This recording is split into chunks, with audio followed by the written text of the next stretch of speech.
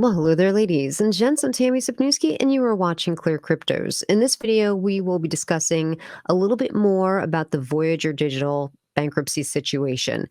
In case you are someone that held your cryptocurrency on Voyager Digital, and right now you don't know what's happening and what's going on, if you will ever see any of your cryptocurrency back, it's looking a little bleak. What I recommend you do is that you join a few different platforms. Number one, you should be on Twitter because every day it seems like there's a group of people from Voyager that are having uh, group chats. You can listen to what's going on. They always keep you updated. They let you know things that you should be doing to participate if you're trying to get as much of your cryptocurrency back as you possibly can. And also, you should be joining YouTube, going to certain people that are creating Voyager content along with a gentleman named Simon Dixon. So Simon Dixon is the one of the founders and CEO of Bank to the Future. Very intelligent guy. It seems like when people are in financial distress, whether it's bankruptcy or whether it's because of a hack, they reach out to Simon Dixon. So he famously assisted in a hack that was done on Bitfinex. Bitfinex had a lot of Bitcoin stolen to the point where, they were going under. He came up with such a great strategy as to what they can do to keep Bitfinex going and to make the holders somewhat whole. Came up with a really great plan.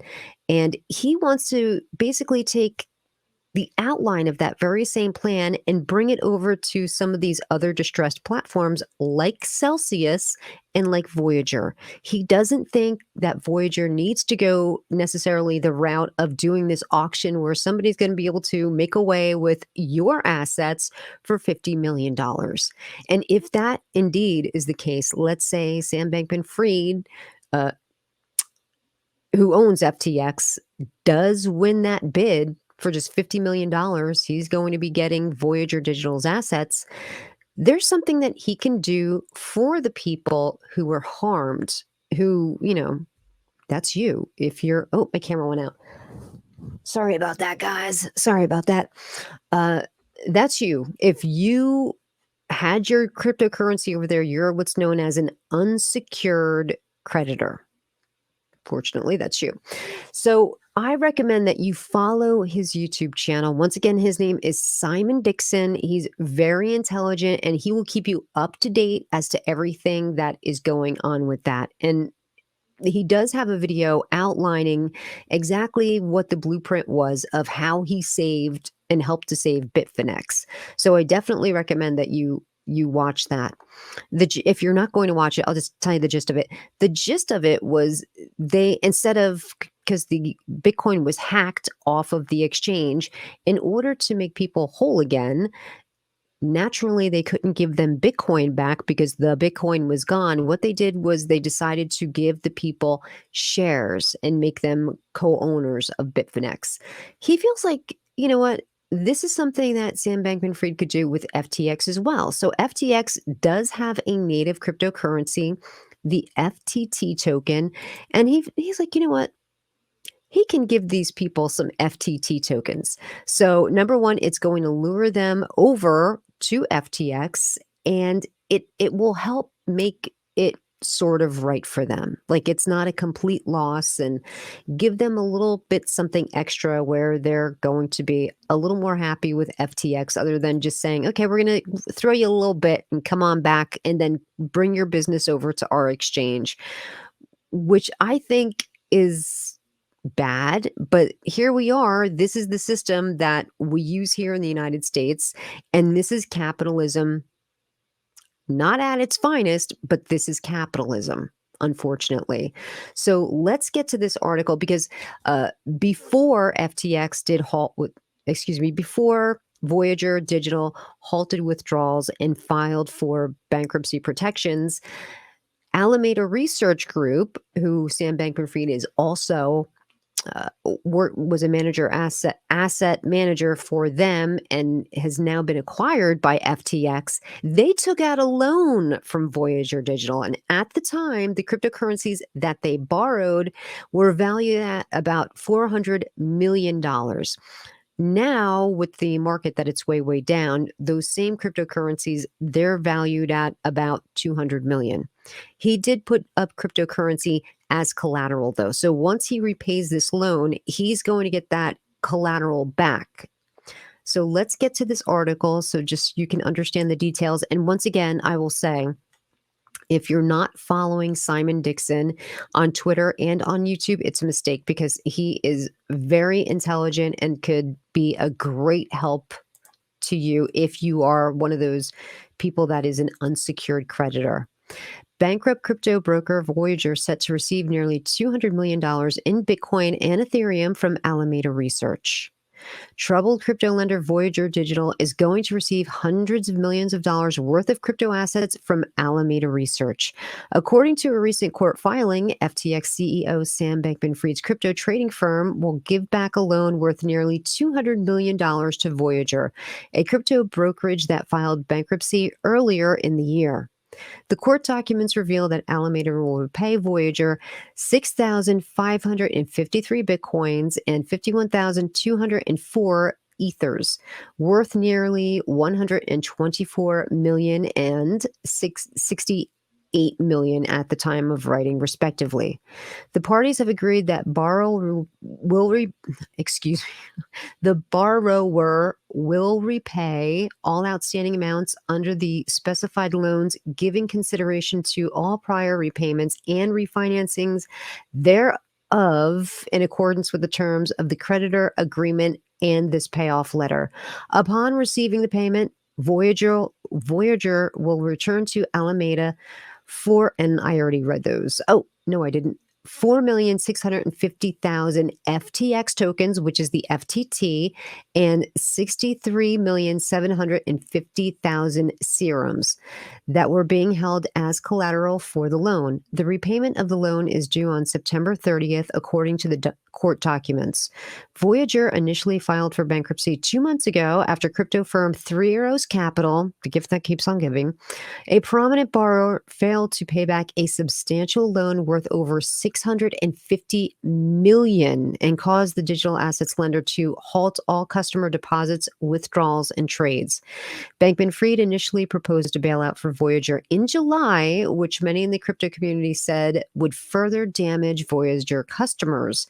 The CEO responded by saying, "We submitted an offer. If accepted, any customer who wanted to come and get back their share of everything that remained as soon as possible. It would let customers, if they chose, get the remaining assets back right away with no fees or additional haircut." So let me just reread that again to make it clear. It would let customers, if they chose, get the remaining assets back right away with no fees or additional haircuts. So that's, what remains after Three Arrows Capital basically left with $650 million of money. So what does remain? Voyager's native asset, the VGX, is changing hands for roughly 65 cents at the time of writing, a 4% gain on the day. So that's the story there from the Daily Hodl. We thank them for being the reference of that article. So what do you feel? So Sam Bankman-Fried put up an offer of $50 million a few weeks ago, and everybody's like, ridiculous. That's definitely a low ball. But we're hearing that he made a similar bid with CZ from Xingping Zhao from Binance, very similar bids. And it's looking that 50 million still could be the bid that happens. Now, with that $50 million, one of the things that Simon said was, a lot of that $50 million is not going to wind up going back to the holders. What it's going to do, and probably this is what Sam Bankman-Fried wanted to avoid. Much of that $50 million is going to be paid to the UCC, which is the Unsecured Creditors Committee. They don't work for free. They're going to have to pay them. Then there's lawyers, and you know how much lawyers cost. Ridiculous. So probably what Simon is thinking, much of that 50 million might be gobbled up with all of these expenses.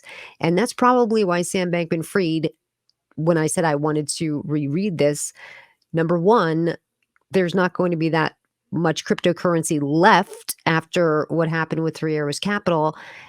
And if they had accepted the offer then, maybe this would have stopped all of this additional time of the UCC and lawyers' fees piling up.